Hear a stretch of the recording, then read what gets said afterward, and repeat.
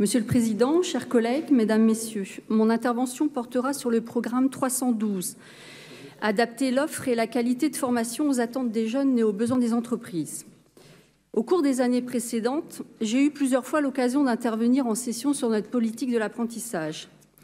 À chaque fois, j'ai pu rappeler notre ambition, nos valeurs, nos engagements pour renforcer l'attractivité de cette voie de formation que nous avons toujours considérée comme participant à l'outil global de formation de notre région. Pour rappel, nous avons multiplié les opérations immobilières dans les centres de formation pour apprentis afin d'améliorer l'accueil. Nous avons réalisé en concertation un référentiel Bretagne qualité apprentissage porté par les CFA et les branches professionnelles, outil qui a servi de base à l'élaboration du référentiel national.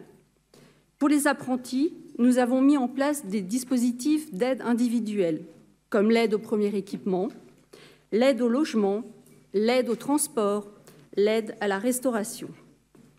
Nous avons retravaillé les aides régionales aux entreprises pour qu'elles soient plus pertinentes et à destination des petites et moyennes entreprises qui sont plutôt celles qui prennent des apprentis et qui ont besoin d'être soutenues.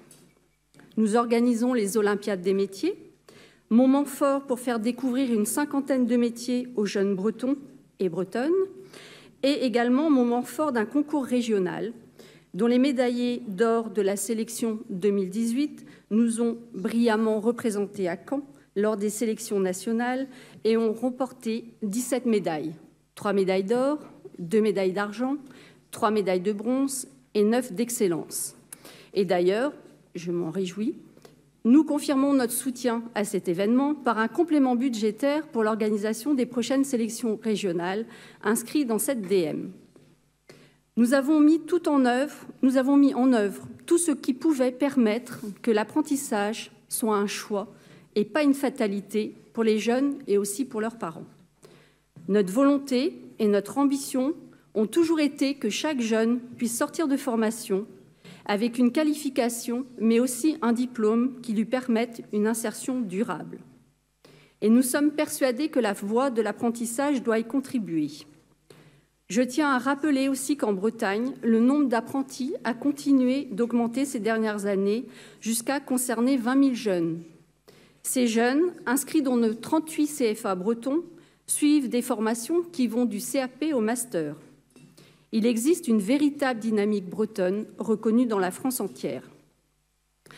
C'était l'ambition que nous défendions depuis que notre compétence dans les politiques d'apprentissage se voyait renforcée par chacune des lois. D'abord en 1983, puis en 1993, en 2004 et enfin en 2014.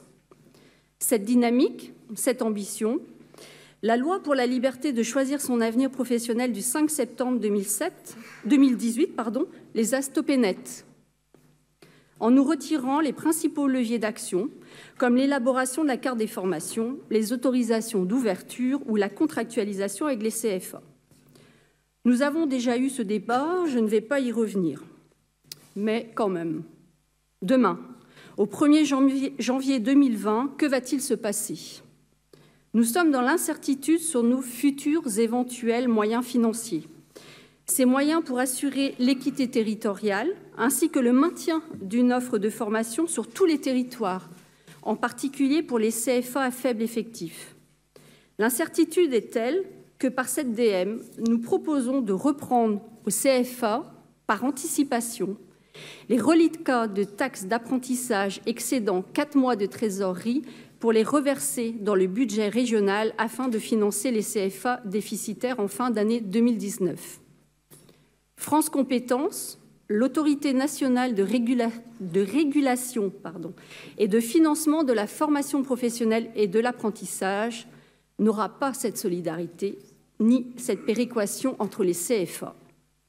Nous allons pouvoir tout de même rester présents sur la gouvernance par le biais de la signature de contrats d'objectifs avec les branches professionnelles.